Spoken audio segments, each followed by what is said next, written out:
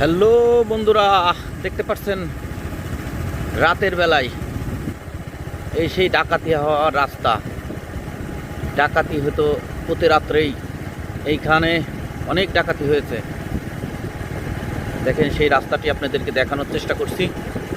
রাতের বেলায় এখানে এখন আর ডাকাতি হয় না। দেখতে পাচ্ছেন কি ধুধু এলাকা, কোনো বাড়ি ঘর নাই। বন্ধুরা, এখন ছুটছি এই রাস্তা বেয়ে। অনেক ক্লান্ত শরীর, ভালো লাগতেছে না, তারপরেও ছোটা লাগে। দেখতেই থাকুন আমার এই ভিডিও রিলটি।